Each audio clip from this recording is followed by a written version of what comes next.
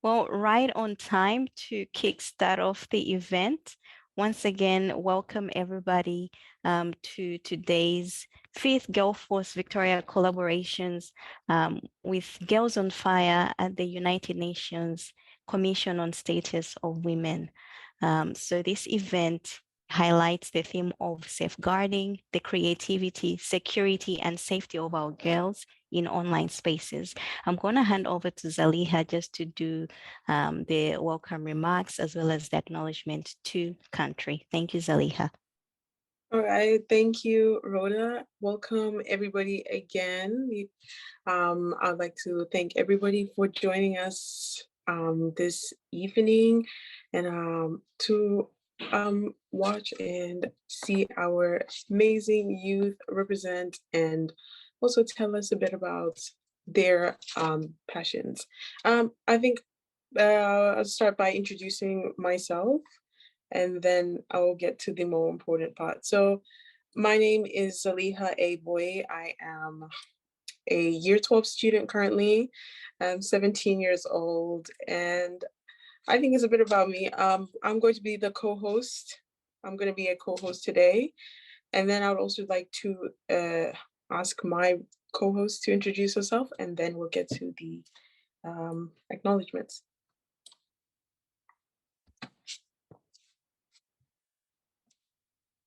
Thanks, Zaliha. So my name is currently based in Switzerland, and I am joining you guys here from my office.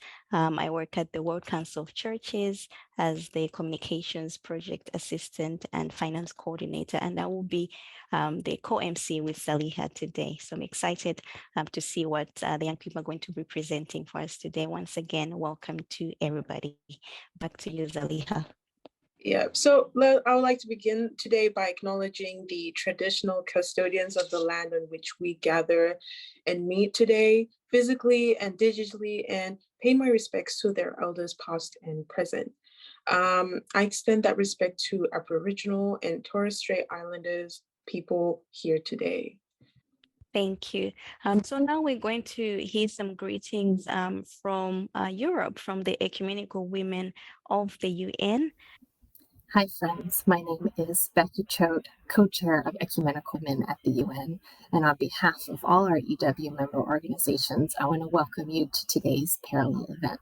Thank you for joining us. We are so glad to have worked in collaboration with all these amazing organizations to bring this to you today, and I hope that you enjoy. Thank you so much for that. And now we hear some greetings from Geneva, from Reverend Nikki Ashwood, who's actually in New York at the moment. Thank you so much for making time to join us. We know it's very early your side.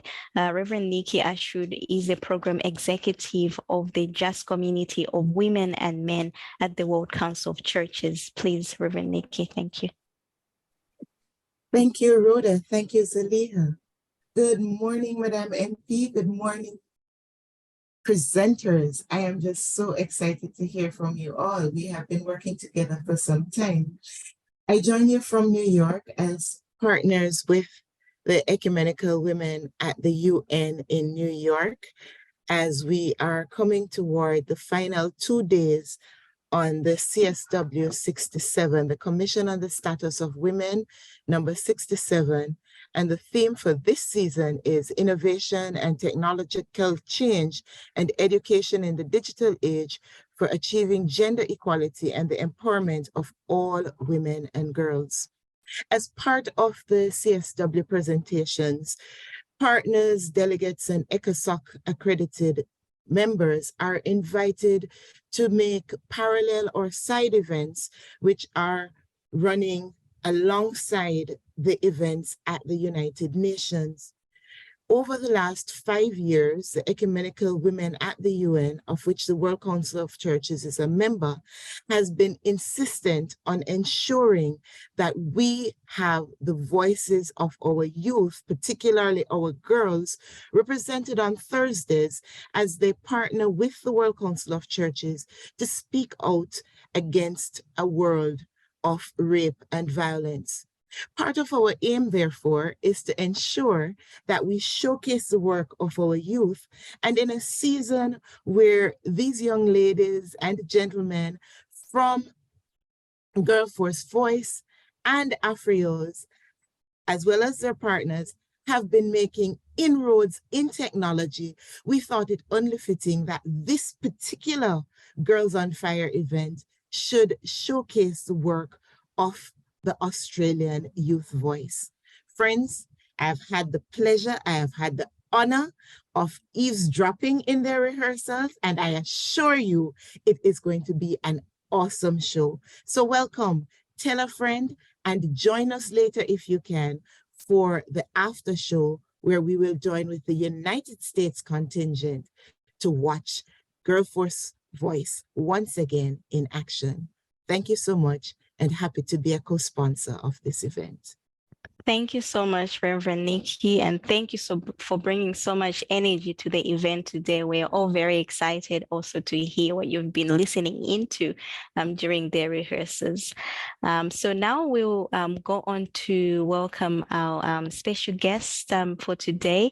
We have Ms. Pauline Richards, MP of the Victorian State Government, Whip in Legislative Assembly Member of Cranbourne, representative of the Honourable Ross Spence, MP Minister for Family Violence Prevention. Pauline, welcome, and we would love to hear from you. Thank you. Thank you, and good morning, good evening, hello. As the sun is setting on outside my window, I'd like to begin by acknowledging that for thousands of years here in Cranbourne, I'm on the land of the Kulin Nation, and I'd like to pay my respects to elders past, present and emerging, and represent and recognise our Indigenous sisters and brothers as our first community leaders and our first women on fire. I am bringing the greetings of the Minister for the Prevention of Family Violence, and incredibly honoured to be in the company of extraordinary people, and to think that I am here with you all, shoulder to shoulder, but especially with our young people, especially with our emerging leaders. I'm certainly feeling incredibly energised. I wanted to perhaps give you a little bit of an update on some of the work that we're doing in Victoria that I'm really proud of, and also recognise that we have a little bit of a way to go. So in the 2 minutes, I just wanted to let you know that we have some good news. We have over 50% of women in Parliament in Victoria, and over 60% of the women around the cabinet table are women. And I'd like you to know, I'm the whip, and in the Victorian Parliament, I'm responsible for discipline. I have quite a large brood of children, and I feel that that is the training I needed. My children are now adults, but getting them organised out the door in the morning and back into where they needed to be at night was the perfect training for my parliamentary career. As a result of having so many women, we've had some pretty extraordinary legislative changes and some extraordinary policy outcomes. I'd just like to very quickly point to two. We held a Royal Commission into family violence and recognised the greatest law and order challenge that we've faced. There were 227 recommendations that came out of the Royal Commission. And I wanted you to know that we have put in substantial investment. We have more work to do, but that's a really important difference that makes, we can see when we have so many women around the cabinet table. And the second one, policy change that I think highlights the difference when there are women who are making decisions, and that is a policy we introduced to have sanitary products, pads and tampons in government schools, so that what we know as period poverty, what happens when girls don't have enough money or enough resources, means they miss school. And I'm going to implore all of the young people particularly, but everyone who is interested in what goes on around each other, to stand up, put your hand up, recognise that you can only make a difference when your voice is heard, and that you have great supporters here in this virtual room, great supporters that I feel incredibly honoured to be with this evening. So extraordinarily proud of the energy of our community. I'm extraordinarily proud to be in such an amazing virtual room, and I look forward to what the evening brings. Thank you so much. Thank you so much, Ms. Pauline Richards. What amazing work you're doing in the community. Very exciting to know more about the work you're implementing. And I'm happy that you're here today to listen to the young people's voices, as you've said that only if they speak up, that's when, you know, we can hear their voices. So thank you so much once again. Now we'll have one more greeting from Australia before we have a little short interlude so that we can stretch before we get into the presentations. We'll now have Ms. Rebecca Mpande, who is a high school educator, president and co-founding director of AfriAus iLEAC and GirlForce Victoria, and Victoria Multicultural Commission Regional Advisory Council member, and the PAADN Gender Chair. Rebecca is here with us. She's also been in the background preparing the young people, and we're very excited to hear your greetings from Australia. Thank you, Rebecca. Thank you, Rhoda and Zaliha. All protocols observed, I acknowledge the presence of Ms. Pauline Richards, MP Cranbourne member, Emma Volin, MP, Pakenham member, AfriAus iLEAC board, GirlForce co-founders, GirlForce steering committee, and our Love Packs partners. To start with, may I acknowledge the traditional owners of the land on whose we are meeting tonight, and I am on the land of the Bunurong and Wurundjeri people of the Kulin Nation. I pay my respect to their elders past and present. We continue to acknowledge that the land was never ceded. But again, allow me also to pass on my sympathies and condolences to the people of Ukraine, especially women and girls who at this time are vulnerable during the wartime, and they could have maybe loved to be part of this forum.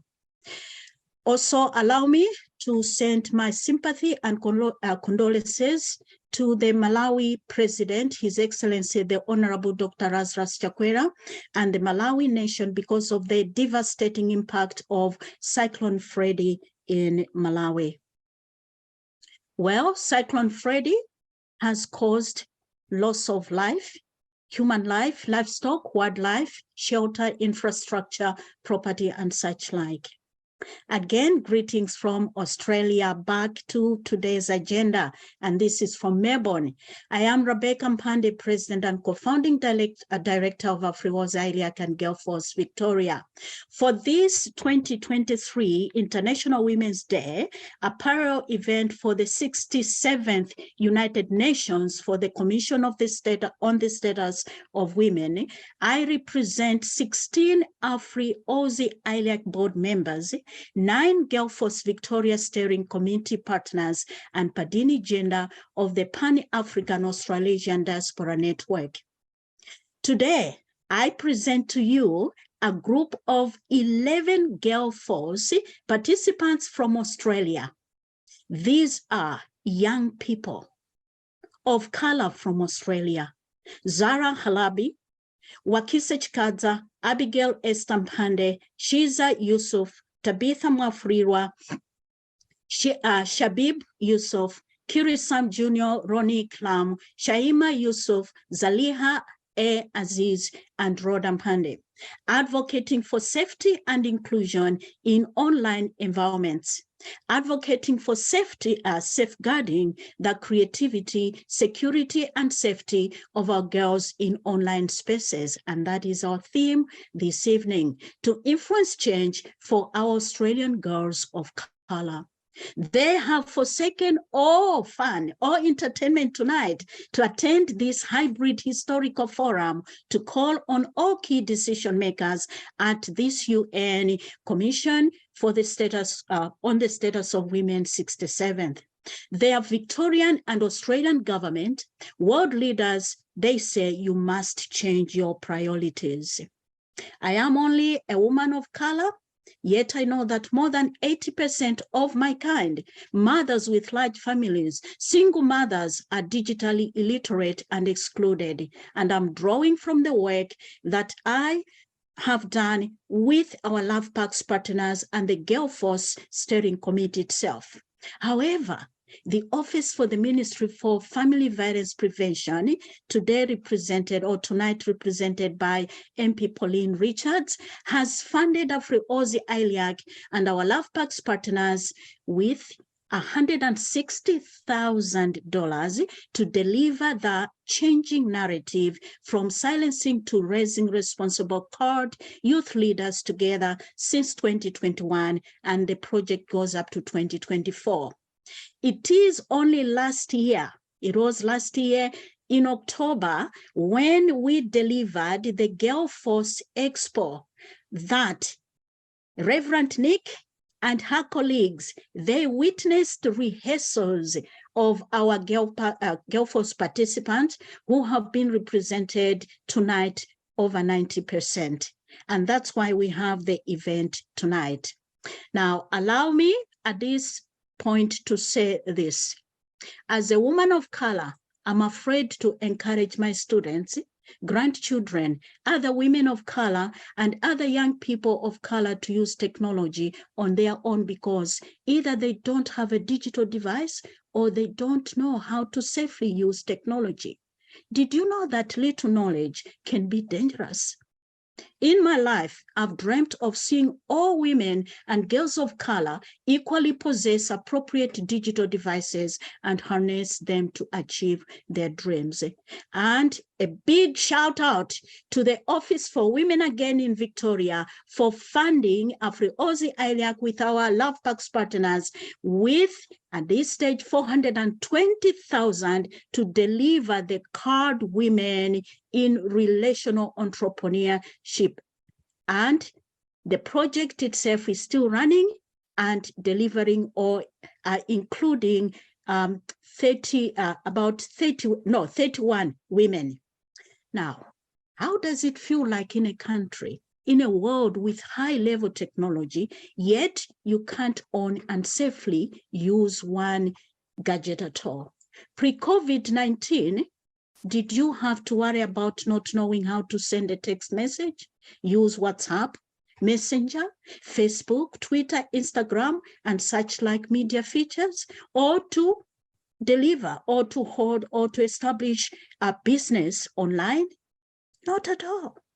I am only a woman of color, yet I know that if all the money spent on manufacturing war weapons was spent on finding digital inclusion solutions and securing allies, what a wonderful globe this earth would be.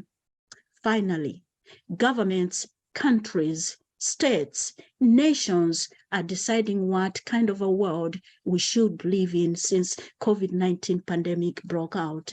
I urge you, please, let our actions reflect our own words. Silence is not an option when there is digital injustices. Together we can go far until no woman and girl of color is left behind. Thank you. Wow, thank you so much, Rebecca, for that inspiring greeting. And thank you for reminding us that together we can go far and knowledge is wealth. And thank you so much as well for representing all the different organizations who are co-sponsors for today, as well as WCC and Ecumenical Women who are co-sponsors. Just to mention that. So just to also note, when you had mentioned all the names of the young people, it seems you had forgotten to mention Kaylee Kennedy, who is also part of the young people. So Kaylee, we haven't forgotten you. I think there was a lot that Rebecca had to address, but you are definitely still on the list of young people we're expecting to hear from today. So apologies for that, Kaylee. Now we will begin the presentations. So the first person I'm going to introduce is Sheza Yusuf. Sheza Yusuf is a 15-year-old girl who is currently in year 10. She's a fast thinker, a quick learner, and is someone who loves to excel in any task she does. Especially in school, whether it is leadership activities or extracurricular activities, Sheza is excelling.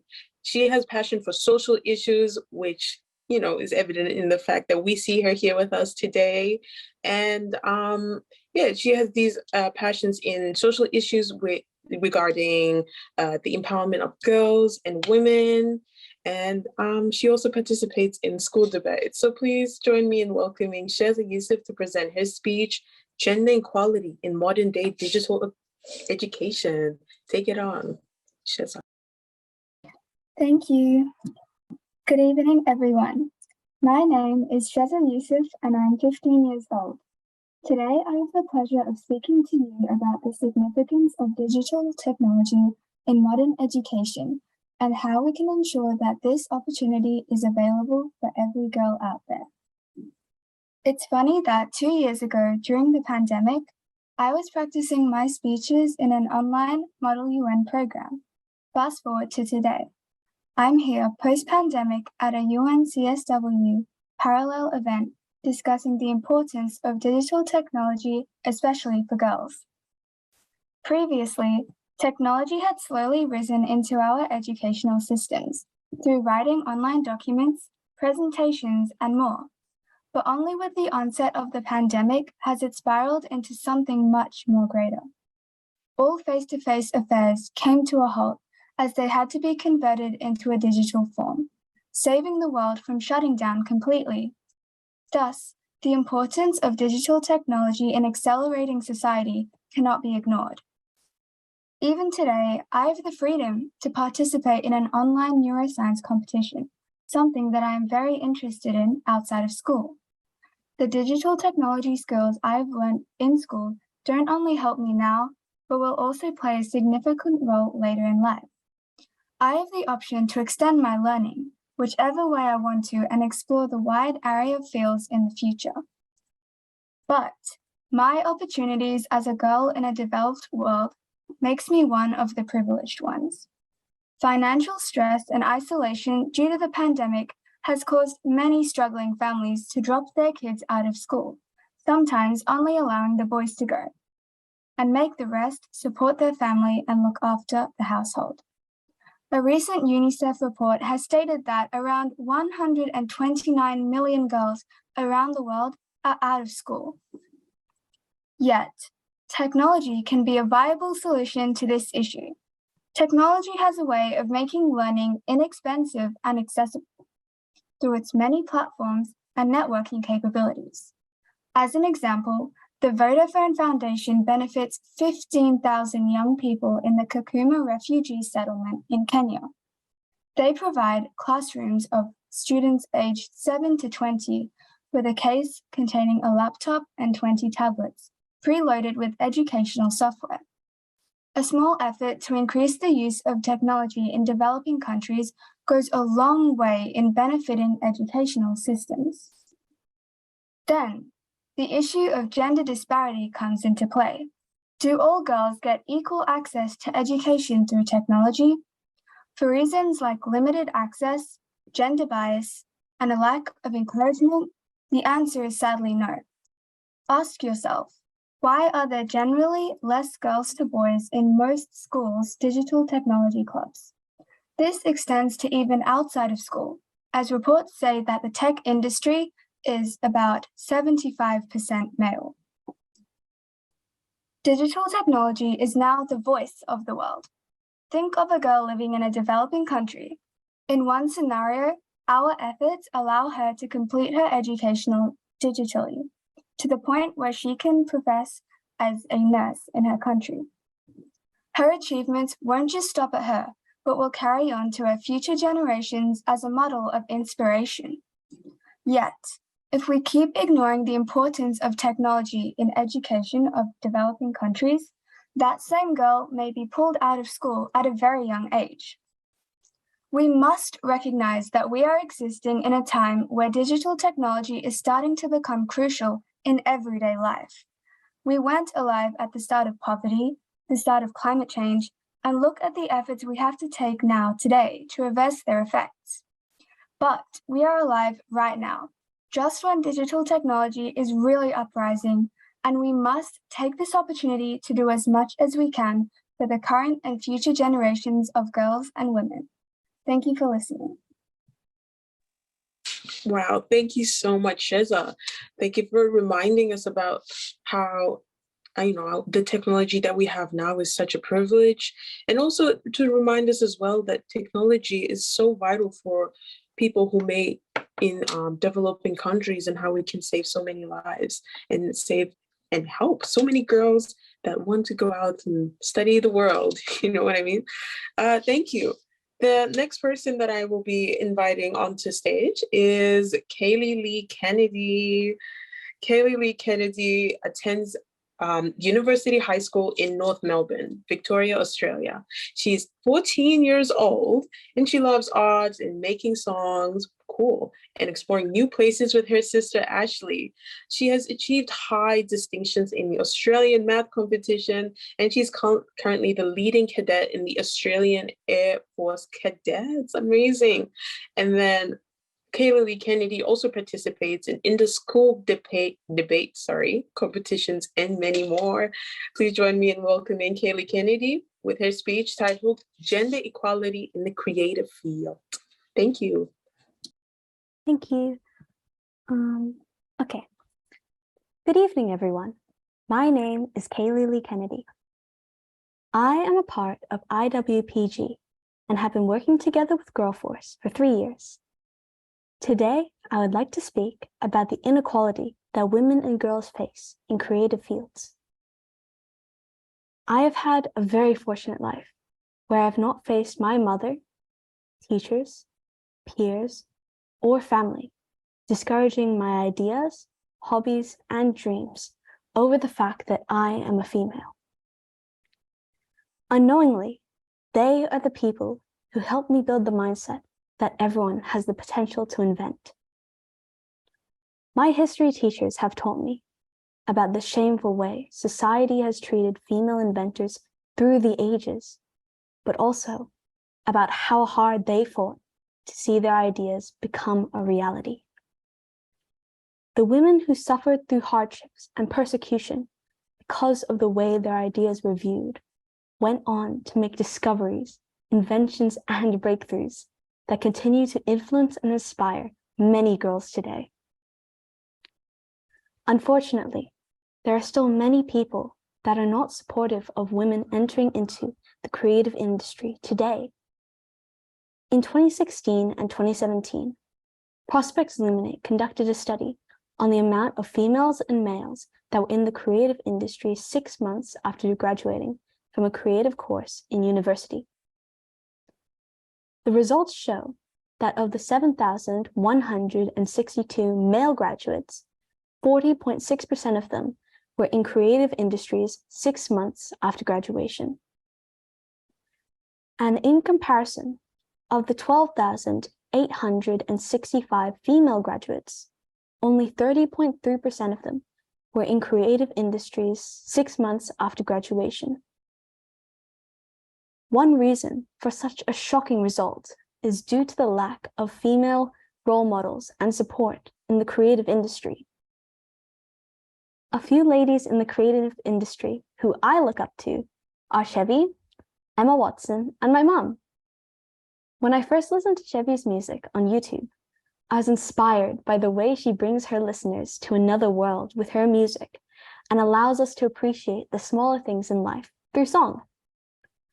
I first knew about Emma Watson through her role as Hermione Granger from Harry Potter, but admired her even more when I watched a video of her speech at the 2014 He for She campaign. My mom is on this list because she was the one who first showed me how to love and be compassionate towards my creations, myself, and the people around me. She has taught me about all the consideration and care that goes into the things people make. When I see them all with their ideas that they bring to the world, I feel hopeful and optimistic, because if they can do it, I can do it too. But what needs to be realized is that although these amazing ladies have many people seeing them as an inspiration, there are many who smile at their adversity as well. I feel sad when I think of all the things society does to stop our women from shining in the creative field, especially when those same people cheer when the ladies who they tried to silence become famous. All of this proves that there is a clear power imbalance in the creative field, and I know that both women and men are not happy with it. The women that get affected by the unequal treatment are not just random dreamers. They are friends, sisters, mothers, wives, and daughters. They are women that we know. So everyone, let us unite together as one and make a change for the ones we love. Not as women and men, but as people who hope for a world that lets our dreamers dream. I urge you all to join me and speak out about our ideas, because nobody will listen if nothing is said. Let's show the world how breakthroughs are really made together. Okay, thank you. Wow. Oh my God, that was amazing. I'm sure everybody else can agree. What a strong, strong speech, Kaylee. We can also, let's note some things I took from your speech. First, I'd like to talk about how you said that moment when you were like, if they can do it, I can do it. And I think the most amazing part about that is that someone else will be looking up to you and saying, if Kaylee did it, well, I can do it. And that's just so great. Thank you so much. Thank you. Okay, we'll move on to our next youth. These speeches are just amazing. The next person we're going to have is the next young person we're going to have is Wakisa Chikatsa. So Wakisa is 11 years old. She's currently in year 6 at a Christian school. She is a competitive and a fast learner. She would describe herself as a bubbly and very outgoing person, which she is. And she likes to take up any challenges and to push herself to her limits. She likes to read books about girls surviving events in history, and she loves to explore nature. Some of her other hobbies are singing and dancing. And she also wanted us to highlight that her motto is that though she is but little, she is fierce. Wow. I would like to now reintroduce Wakisa Chikatsa for his speech. If you put your mind to it, anything is possible, whether you're male or female. Take it over with Wakisa. Thank you much, Zaliha, for introducing me. Good evening, morning, or good evening, good morning. Hi, my name is Wakisa Chikatsa, and today I am thrilled to share with you my slogan. If you put your mind to it, you can accomplish anything. Potential. To me, potential means to show ambition in what you know you can do. I have a can-do attitude, and my friends admire that about me. I am acknowledged for being tech smart. I know how to safely surf the internet, knowing not to press anything that looks suspicious. Technology has made life easier, especially during COVID, and to communicate easily with one another. This can also help us to access information easily. It also helps us to track our health and to warn us. For example, a smartwatch can pick up when your heart rate increases, and this enables the individual to seek help in time. In my opinion, all people must be taught how to use technology. I have a kid-safe smartwatch that allows my close friends and family to contact and track me, and to ensure safety. The watch is controlled by my mom or dad. They can monitor content and get notified for issues like scams. I urge for our government, authorities, parents, and guardians to implement more cybersecurity and for all to be educated in technology. As I have stated, technology is one of the most important tools to live and survive in our modern society, if used safely. With more cybersecurity, we can ensure more safety of our future women. With more education of our technology in our communities, we will be able to communicate, stay safe, and work smart. We are privileged to have all this technology. The little we can do is provide for one another. If these two things are put into action, there is a chance for us to have a better, safer, smarter society. As Walter Payton stated, we are stronger together than we are alone. Thank you very much. Wow, thank you so much, Wakisa. Thank you for reminding us about how sometimes we forget that, when we do something alone, we can make a difference. But when we do it together, the impact is so much stronger. Thank you. And also thank you for reminding us about how to safely surf the internet. Thank you for that as well. Thank you. Okay, next person I'm going to invite up is Shema Shara. Sorry if I pronounced this wrong, Shema Sharafa Yusuf. So Shema Yusuf is a young and enthusiastic 7-year-old with a strong passion for standing up for others and voicing her opinions. She's known for being a fun and loving people person, and she enjoys talking to people of all backgrounds and cultures. Amazing. Her lifelong interest in space inspires her to reach for the stars. I love space, by the way. And then she's also a sociable person who is a superstar and who will be more than excited to talk about the things she loves. Let's listen to Shema Yusuf present to us, her speech titled Reaching for the Stars.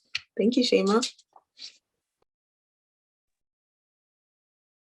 Hi, I am Shema Yusuf. I am 7 years old. I've been a GirlForce leader since 2022. When I grow up, I want to be an astronaut. The role model I focus on is Valentina Tereshkova. I focus on her because she was the first woman to get into space. To be an astronaut, you must achieve the skills of science and technology. The science taught me all about stars, planets, meteors, etc. Astronauts use technology to know which buttons to press in the spacecraft. I learned STEM subjects in my primary school. I am surprised that some girls even in Australia, don't have the same opportunity as me. Did you know there are 103 to 26 females in NASA? Why? Why do more males become astronauts? We need to encourage more girls to study science and technology so we can have more females to, like Valentina, go up to space. So that's why girls should be given more freedom to study and go to school. Thank you for listening. Thank you, Shema. That was amazing. That was also special because I love space as well, and I want to study space as well. That's really cool, right? And yeah, we should have more women in space, shouldn't we? I agree. And that was amazing. The next person that we're going to, the last person that we're going to talk for this segment is Kirisum Junior Ronick Lamb. So Kirisum is passionate about sports and school and work. He loves spending time with his family and friends, although he enjoys his new home in Australia. He still treasures his memories of homeland, Samoa as well. Let's hear from Kirisum with his speech titled The Pledge. Thank you. Alofa lava. My name is Kirisome Veronica Lam. I'm 16 years old and I'm the third child of a family of 4 sons. I was born in Samoa and I now call Melbourne, Australia home. My name holds my cultural heritage, identity, and connection to land. I would like to think I'm a rugby star in the making. Last season, I played state-level competitions. I represented my school in the Rebel Shield, I represented Harlequins Club and became a semi-finalist. I represented Melbourne Brothers in the Pacific Youth Rugby Festival held in Queensland, playing against teams from New Zealand and other states. What are my values? I value adventure and new learnings. I enjoy my mathematics class and I enjoy my rugby. I value family. I am very protective of my brothers, especially my younger sidekick. I value culture. Respect for girls and women was embedded in me from a very young age. And most of all, I value relationships. I enjoy the company of my friends and everyone around me, both boys and girls. As I was preparing my talk for the special event, I asked myself, where do I start? When I think of technology and its impacts today, I am appreciative, but at the same time, I'm cautious. On the positives, I admire the development of space exploration. I enjoy fast, uninterrupted Zoom calls with my grandmother living in Samoa. I am grateful for the inventions of dishwasher machines. In my house, I am the dishwasher. On the other hand, there is much misinformation out there, such as elderly parents as targets of online scams. I watch the news about online bullying and exploitation of girls and women. I see postcard perfect images of places with tourism-centered economies. Yet the reality in these local communities and environment is far from perfect. How did we get here? Who is responsible for technology's side effects? How do we protect ourselves from ourselves? Here are my thoughts. We are living in an era of technological adventure and rapid new learnings. Inventions expand creativity, which is an open freeway in every direction, pushing boundaries, even at the expense of humanity. Human-to-human interaction may soon be history, but this should not be. I want to live and experience the moment. For example, while my brothers and my school friends encourage me from the sidelines, Grandma cheers for me from Samoa watching live stream. My family and community, including my grandma, are all present in my rugby games. These personal connections are my treasured moments. So where do we start? It starts with us as individuals. May I invite all of you here today to join me? Raise your right hand as I read out my pledge. So here we go. We today and future inventing generations. First, we pledge to take full responsibility and accountability for our designs. We shall put our names to our inventions and create a society where girls, women are protected, included, and respected. Second, we pledge to not forget who we are as a person, as people, where we come from, and how we got here. We remind ourselves that we are raised by communities. Therefore, we must protect the integrity of these communities. And lastly, ladies and gentlemen, please join me and say the last pledge together.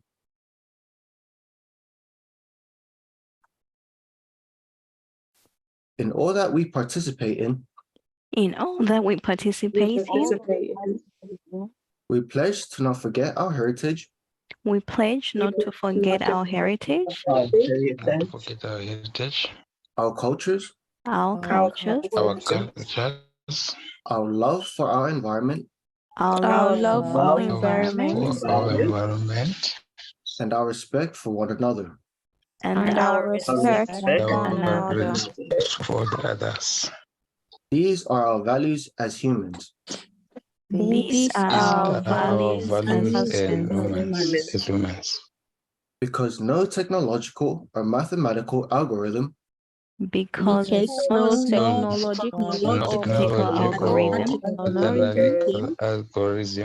algorithm can replace the power of people's relationships.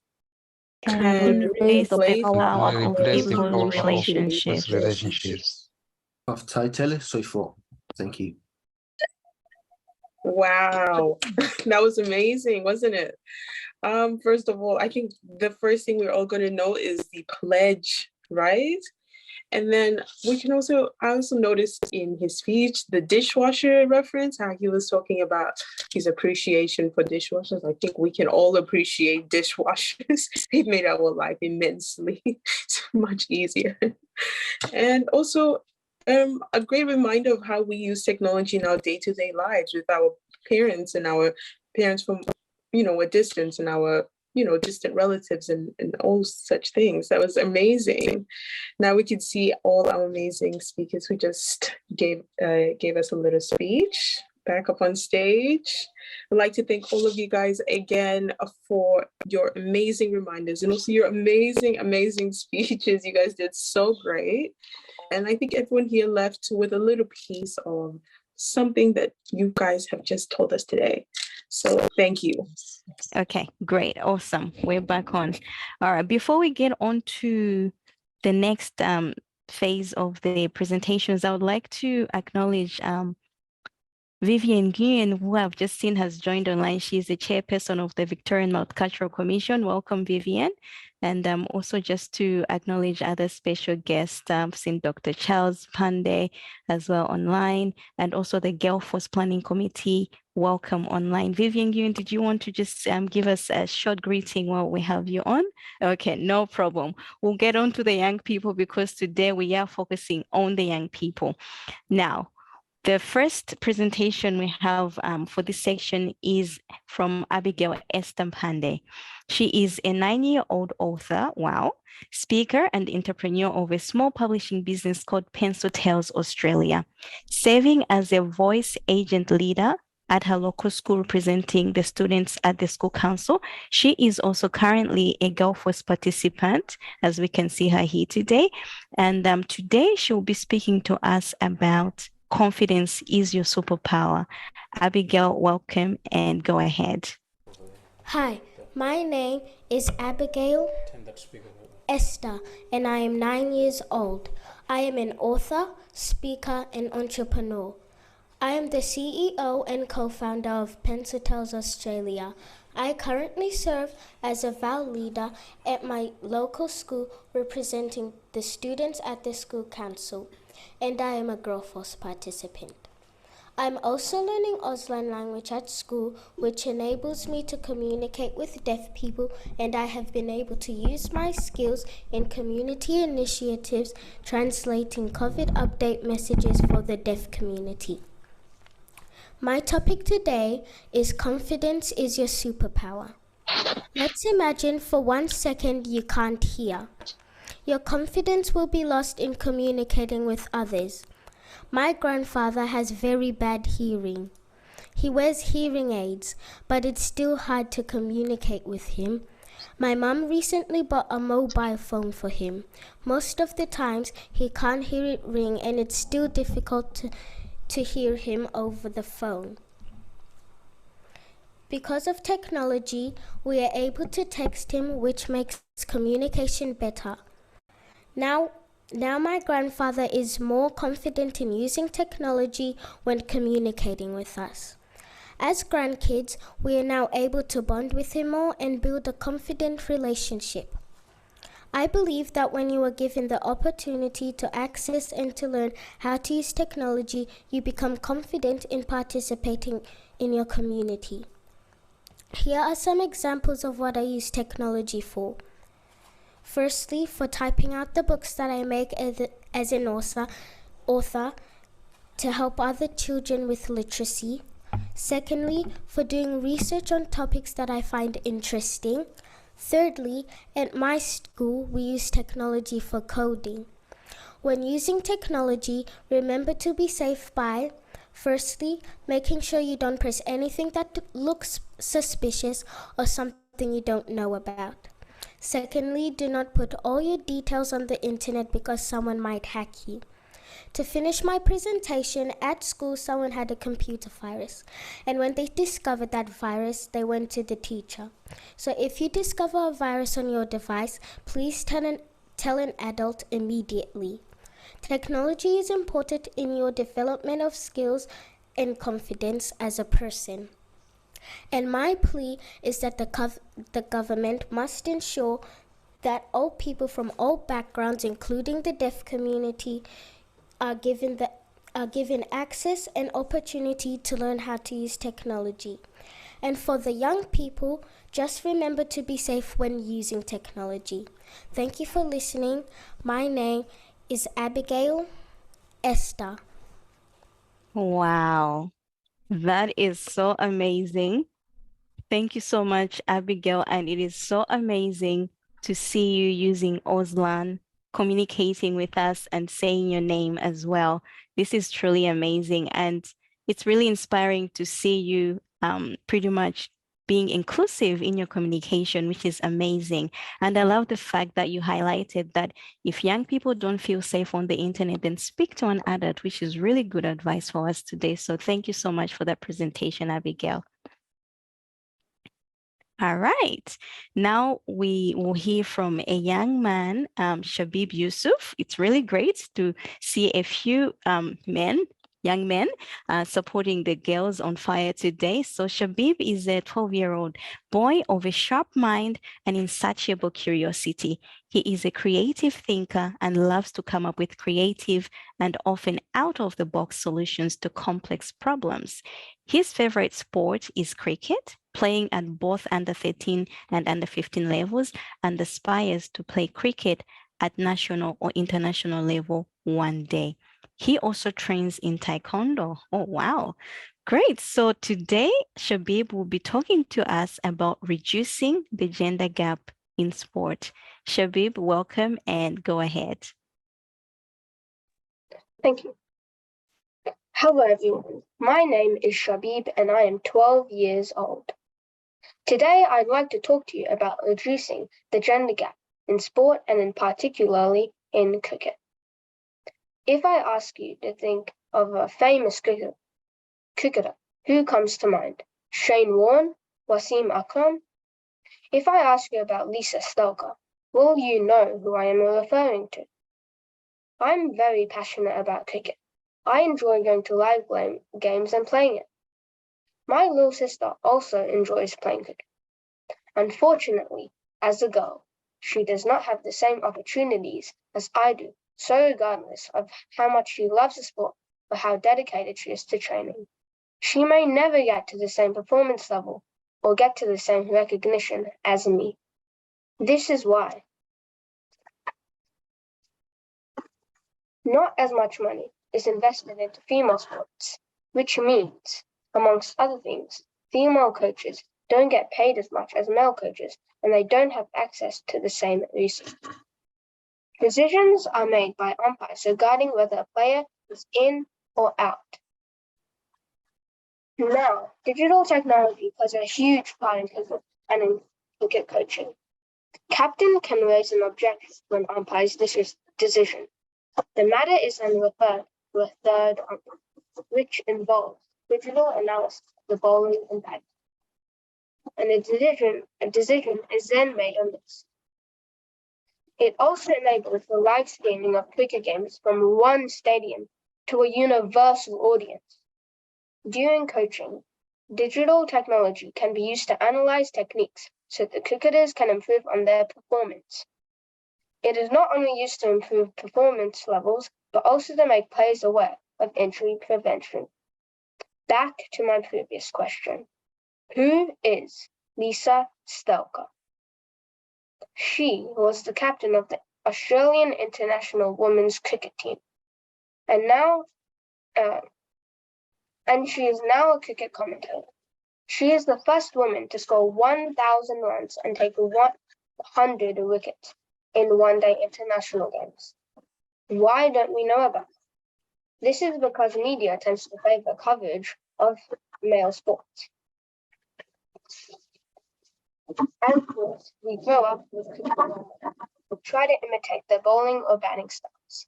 If we do not have media coverage of female sports, how can girls like my little sister, Shema, emulate their cricket role models?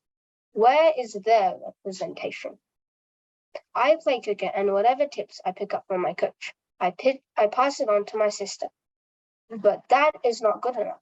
So I would like to advocate for change, for female cricket representation in the media, access to digital technology so females can improve their performance and avoid injury.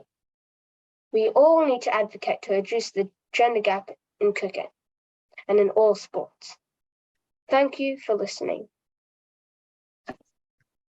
Wow, Shabib, that is amazing. And thank you so much for challenging us on who do we think about when you ask us about which female cricket players we know. And to be honest, I didn't know about Lisa Staika as well. And today I have learned something new, and all thanks to you, Shabib. So this is great. And I love to see that you as a young man, you are advocating for equality in the sporting industry, for women to also be recognized for their skills and talents. So thank you so much for taking that stand on behalf of women.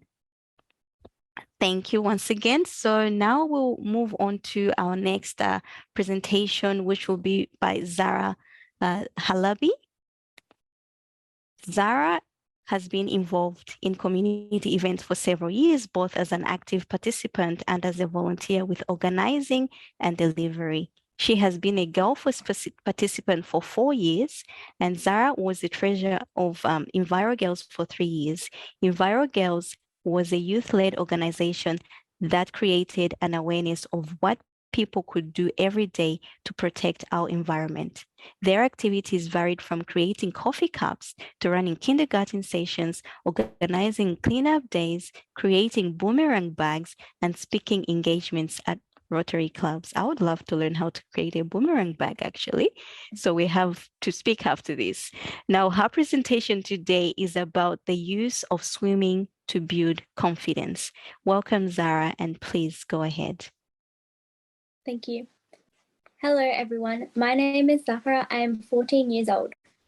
My sister and I are very fortunate to have started learning how to swim as toddlers. Today, I will talk to you about how swimming can build the confidence of females and keep them safe. Two people that I look up to are Sarah and Yusra Madini. They are sisters who lived in Damascus before the Syrian civil war. Before the war, the sisters participated in swim lessons with coaching from their father. They socialized with friends and spent time with their family and cat. Their dream was to swim in the Syrian swim team in the Olympics. Life in Syria soon became dangerous, and they convinced their parents to allow them to move to Germany with their cousin. It took them 25 days to get them from Syria to Germany. They walked a lot and took buses, but the hardest trip was at sea. They were on a little boat that carried 18 people on the Aegean Sea, and the motor stopped. Yusra, who was 17 years old at the time, and Sarah being 20, jumped into the water without hesitating, grabbed hold of the ropes along with 2 other passengers, and used their lifelong swimming skills to drag everyone to safety. Can you imagine swimming in cold, choppy seawater for 3 hours? Everyone admired Yusra and Sarah's bravery and for being different. They said there weren't many Middle Eastern girls who knew how to swim. In Berlin, Yusra was trained to join the first ever refugee team in the 2016 Rio Olympics. Before her race, she was very nervous. She thought about all those who could not swim, who did not have the same opportunities as her, and those who drowned at sea. She decided to swim for all of them. That motivated her, and she won the race. I find this story of 2 sisters escaping war and pursuing their dreams very inspiring. When Yusra started training for the Olympics, her coach Sven used technology to help her. There are different types of digital technology that is available for swim coaching, such as motion sensor technology. Yusra and her coach would watch these together, and Sven used it to evaluate her techniques and guide her accordingly. Swimmers can use sensor technology to stay engaged in their day-to-day training, and it keeps them focused on their performance. Tech-savvy kids can sign into their online profile and track their own progress over time. When living in Australia, swimming is a vital life skill. Learning to swim at any age can not only prevent you from drowning, but can also protect your family. Yet, did you know that over the past 10 years around Australia, 35% of all drownings have been people from culturally diverse backgrounds, so either people who have recently moved to Australia or whose parents weren't born in Australia. Women might come from countries where physical activity, sport, and swimming aren't really a priority for them. My mum loves the water, but she only learnt the basics when she was 15 years old. She enrolled in swim lessons in her late 20s in Australia. She is not a strong swimmer and in fact got herself in some trouble at the famous Bondi Beach, and I was able to get her help. We should encourage all female migrants and refugees to gain a new skill, become more self-confident, and feel empowered by providing them culturally appropriate swim lessons and give them access to not only general digital technology, but motion sensor technology specifically. This can help them understand what they are not doing correctly and improve on it. Swim lessons can definitely build confident females and keep them and their loved ones safe. So let's do it. Thank you. Thank you so much for your presentation, Zara. I have to say that swimming is definitely not one of my fortes, and today you have definitely encouraged me to add it onto my to-do list of things I need to work on. And I totally agree with you that I think we need to indeed encourage female migrants to learn a new skill or perfect a skill that they somewhat have in order to survive, like the two girls you mentioned. This is a really inspiring presentation. So thank you once again for sharing with us and the technologies that you can actually discover depending on the different areas you're researching on. This is truly amazing. Now, today's last presentation is from a young girl called Tabitha Mafulira. She is an Australian-born young girl, but she is currently living in Malawi. As Rebecca mentioned before in her greeting, Malawi has been hit, unfortunately, by the Cyclone Freddy. And luckily, her mother was smart enough to do a video recording of her beforehand. So she's not here today with us online because obviously there's network and other connection issues, but we do have a video recording of her, which I'll ask Marcelo to play soon. I just need to give a short bio about Tabitha before you listen to her video. So she is 9 years old, and as I say, she's currently living in Malawi, and she's in grade 5 at a Cambridge International Focused Primary School. She has a focused mind and the strong determination to excel. She's a happy girl that shows grace in all that she does. She is a great team player, very creative, and she is a serious rock hound. She enjoys reading books, creating handmade crafts, knitting, drawing, and painting. She is also keen in sciences, more especially in biology and conducting experiments. Her presentation today is titled, "Till No Third World Girl Artist is Left Behind." So I'll ask Marcelo to play her video so that we can listen to her presentation. Thank you. Hello everyone, my name is Tabitha Mafulira. I'm 9 years old. I'm in 5th grade. I am an Australian currently living in Malawi. Today I want to talk about how I and little young girls like me, we have little or no access to digital technology in Malawi. I consider myself as an artist. I love to create things, and I love to knit, to paint, collecting rocks, and sculpturing. Collecting rocks is my passion. About rocks, I collect them and clean them, but it's very hard for me to do it because there's no technology or no machines to do with rocks. I first take this dirty rock and I clean it. It takes long. You are cleaning with what? And this is a cleaning brush. Okay. It takes long to clean it because this is not a machine that can do it faster. Then what else do you do? It kind of wastes my time. Yeah, it does. Next, I take this rose quartz. Mm-hmm. What are you doing now? I'm going to shape this rock. You're shaping and polishing? Mm-hmm. And I take this, add some water, What's that black sheet? Sandpaper. Okay. Hmm? And I start doing shaping and polishing. It's tiring and it doesn't turn out as neat. Earlier, I polished a rock and it turned out like this. Okay. And also another one. That's the one you polished with a sandpaper? And it's straight because Can you lift it up a bit? It's straight because I took a lot of time to do this, and it takes about 15 or 20 minutes. Hey, that's a lot of time. And when I want to do other things, it wastes my time. I always take long doing this stuff. So have you ever seen any machines that people use? And in YouTube, I've been seeing people with machines. They put the machine, the stone on the machine, and it cuts it manually, and it's straight in less than 1 minute. And what else do the machines do? They also polish and shape the rock. Okay. So you'd like to have that machine here, yeah? What other jewelry can you make from the rock? What have you seen?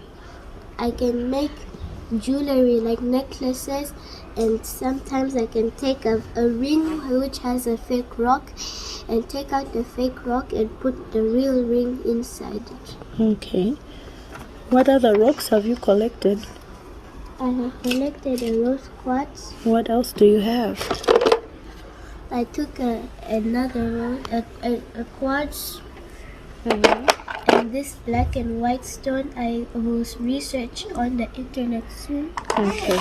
I found a burnt out rose quartz which was in a village. Okay. Thank you, Tabitha. What else do you do? I also like knitting, and this is what I knitted without a knitting machine. I learned this almost for a whole day. What's that?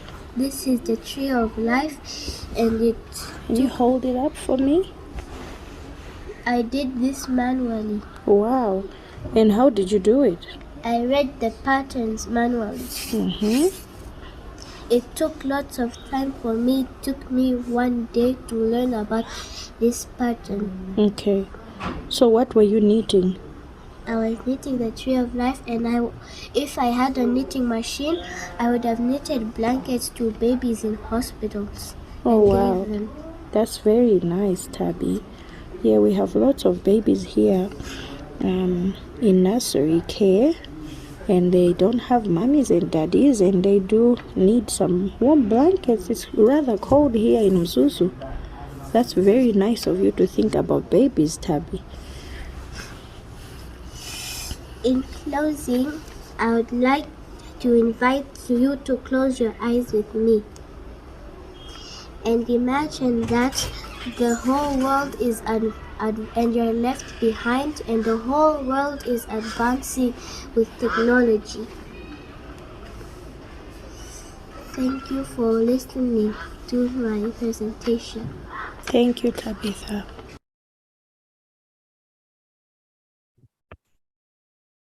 Oh, wow. Oh, so touching. So Yes, I touching. definitely agree with you, Rebecca, there. It was a very touching presentation, and just to see her get hands-on with everything that she does, that was really amazing just to see, and just how she took us on that imagination journey of close your eyes and just imagine that the rest of the world has access to all these technologies and devices, and yet Malawi is still behind, in terms of advancing with technology and devices. So Thank you so much, Tabitha, for giving us an insight into your creative world and how you're, very creative with your hands and you put time into it and, collect all the raw materials to make them, into beautiful crafts work. So thank you so much. And big thanks to Tabitha's mom as well for creating this video so that we're still able to have Tabitha to participate in today's event. So once again, thank you to all these segments, presentations from our young people. I believe Marcelo is going to spotlight all of them so that we can see them on the screen, because for the next part, we have questions and answers for everyone. So if people have questions for some of the presentations, if you maybe had a particular topic that you want to know more about the young people's research, please send a question through the chat, or you can unmute yourself and then ask the questions to our young people, because this is the time to give them that space so that you can interact with them if you have any questions. There's a question from Ayubo Wisconsin. Please go ahead. Okay, thank you so much. I hope I'm audible. Yes, we can hear you. Oh, thank you. My name is Abon Kozitube. I am the Leader of the Federation, Gender Justice Advocate, Delegate. I'm excited to see young people in these spaces and doing such a great work. I am affording to see the power of God in their lives. And it takes me to remember about the scripture says, let the children come to me, do not forbid them, because the kingdom of God belongs to such as these. So I just want to encourage them to keep the ball rolling. Tomorrow is sunshine. They carry a great, great, great gift. And thank you so much for bringing them on board. And let us encourage them in our spaces wherever possible, because they carry their light shine. So thank you. Thank you. Thank you so much for that encouragement. I totally agree with you that we need to keep rearing them up and empowering them and encouraging them in the different interests that they have. Did we have any other questions? We still have a few minutes and we can take a few more questions or any feedback that you have for our young people today, just on how you found their presentations. We can take, okay, so we have Shazia. Please, you can unmute yourself. Thank you. Shazia, you're still muted. We can't hear you. Are you able to unmute yourself? Thank you. Great. Thank you so much. Thank you. Good afternoon, everyone. I'm from Pakistan and I'm working with Salvation Army as an officer. My work in children, youth, and women's. It's very impressive speech, all young children's, young boys and girls. This is a wonderful opportunity and impressive words. I'm congratulations, especially organizers.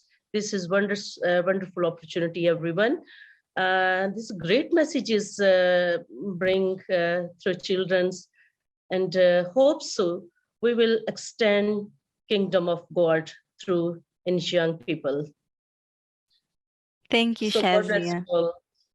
Great, thank you so much. I didn't realize we had someone joining us all the way from Pakistan. It's so exciting to have you here with us today. Thank you. Also, yes, there's a question in the chat. We are from Margaret Somerville. She says, "I'm wondering how I could connect." She's got her hand up. Maybe she can address it yeah, herself. Yeah. Go ahead, thank Margaret. you. Thank you for reading that too, Zelia.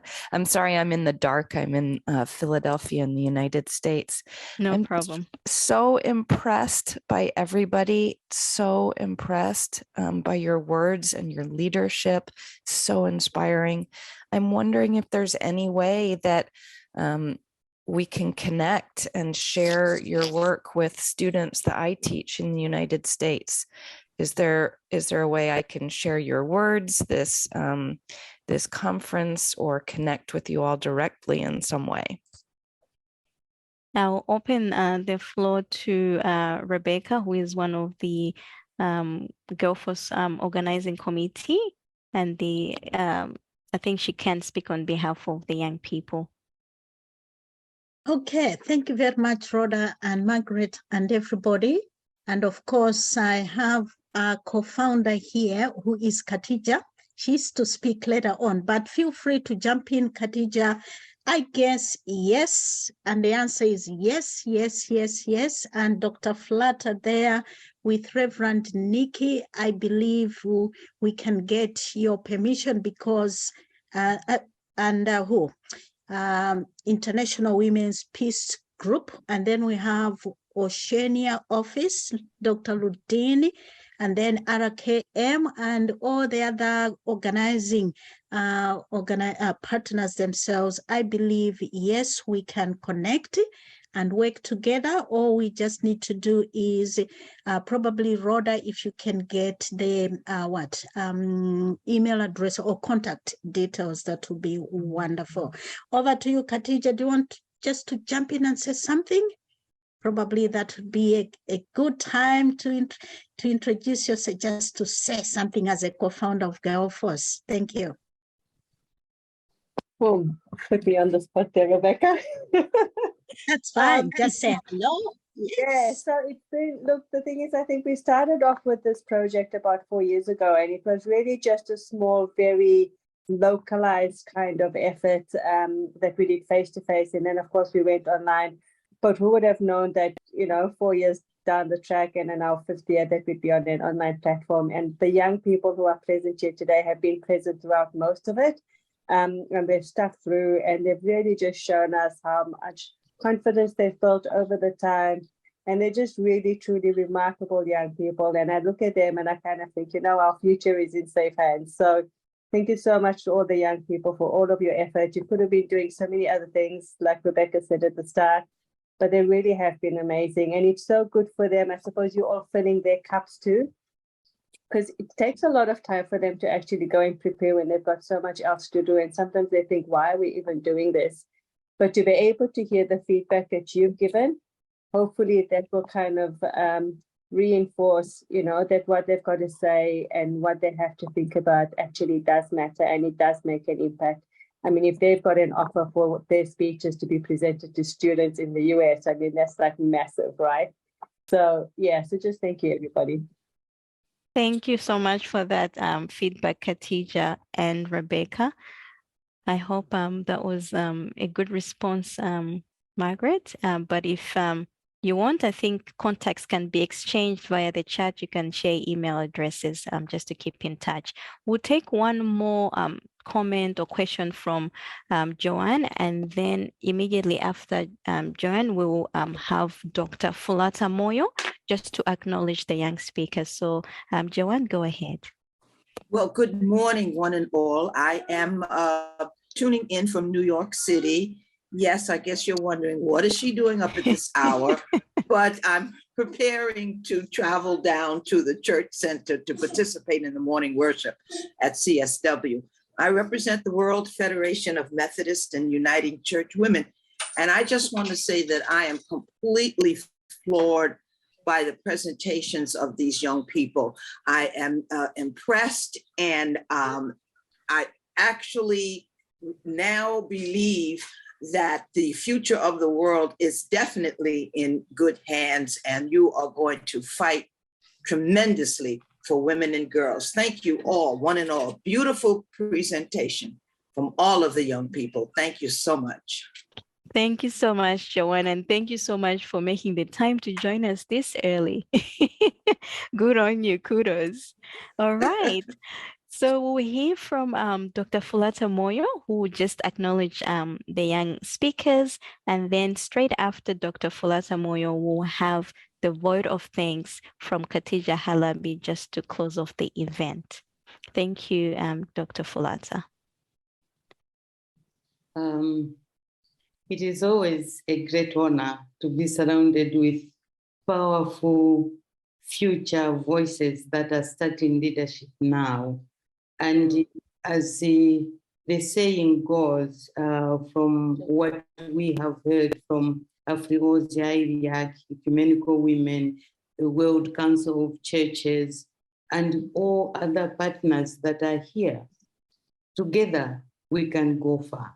And we have heard this echoed. I mean, confidence is our superpower. We agree with that. And the fact that actually the change that we are advocating for with these young voices can only be achieved if we work together. So I want to acknowledge every young person present. So I will try to remember all the names. I'm looking for the list, but I remember that we had Sheza, we had, can I have them? Sorry, we had all the voices that we listened to. We had Sheza, we had the Shabib, we had the Zara, we had the Kyle, we had the Wakisa, we had Abigail, we had Tabitha, and Kiriso. And Shaima. And Shaima, yes, and Shaima. And each one of them have presented to us, like these are original voices.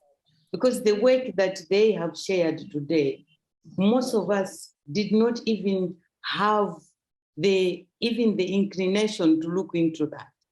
And they have really pushed us to a point where we now have so much information that is very helpful, especially in this digital age where all of us have to learn, even those of us who are from the archives. We are realizing that we can't get away from digital technology. So we thank you, each one of you young people, and we are sending you out saying, really fly as high as you can. And we will be here cheering you on. And this path, we don't want you to go alone.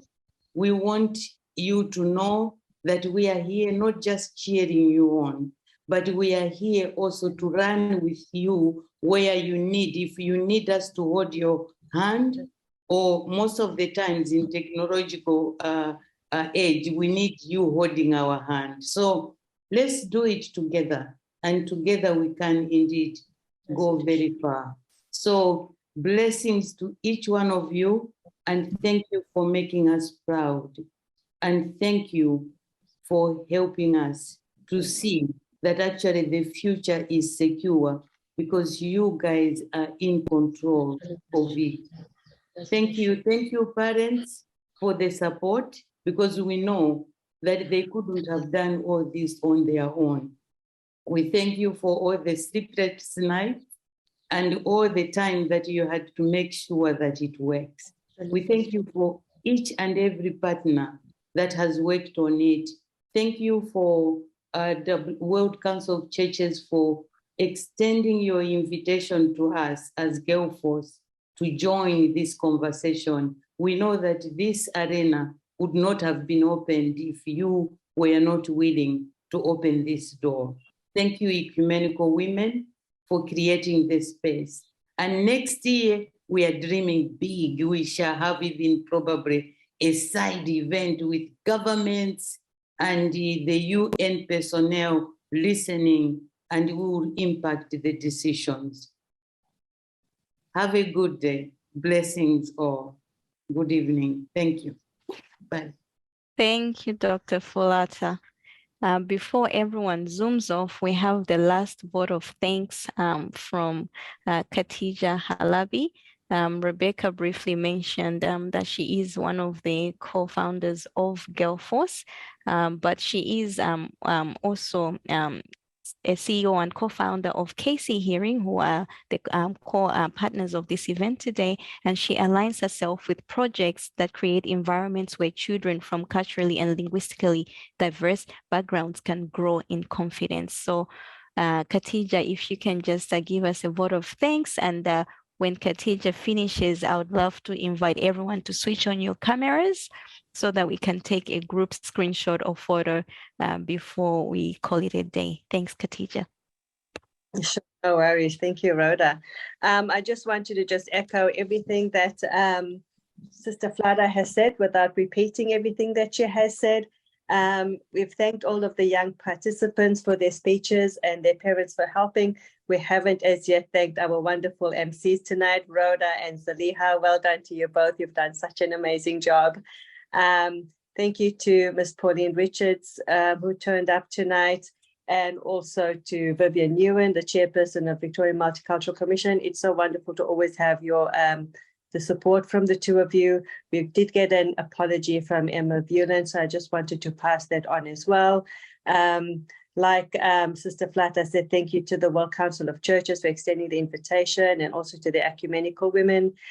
We have Rebecca Rampande and everybody else. I'm not going to put one's names because I might just forget somebody's name, and I don't want to have to do that. So everybody on the steering committee for all of their hard work, and all of the young people as well. And I just want to basically just close off with some of the words that I picked up on from the young people today.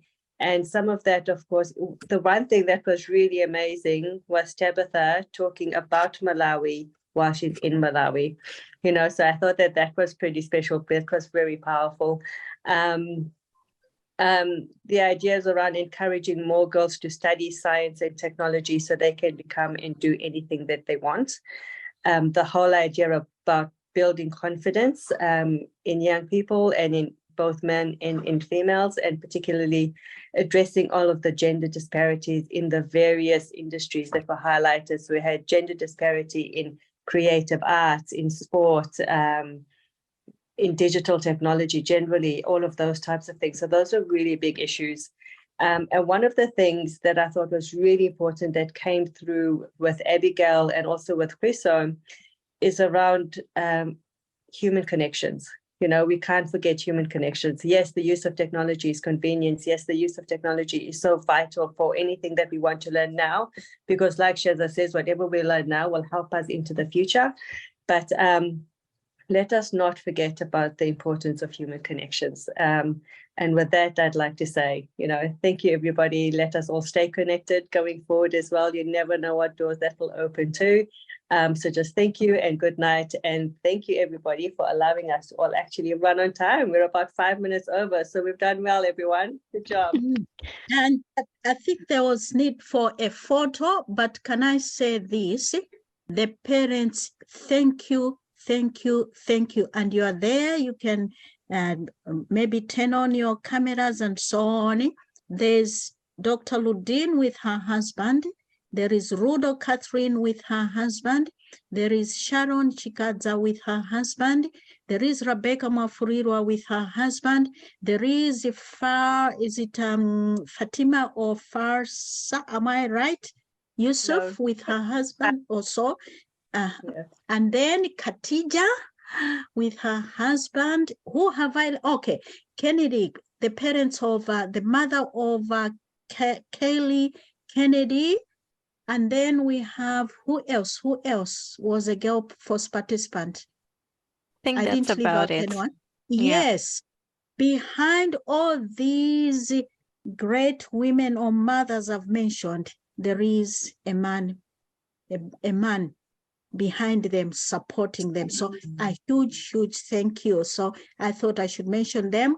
And the International Women's Peace Group Women, Mariola, with your team, Jasmine, Jacinta, you've supported Kelly Kennedy. And that is just amazing. That is just amazing. Thank you very much, everybody. We need a photo, eh? Everybody ready? Just before the photo, I just wanted to say one other thing, just quickly. Because we're on an online platform, we can't physically hand out certificates to our participants. We do have certificates to pass on to them, and you will all get them, okay? So whether we mail them out to you or hand deliver them or whatever, you will be getting them. We just obviously can't present it to you on an online platform. That is all. Okay, big smile now. We're starting to take the screenshots.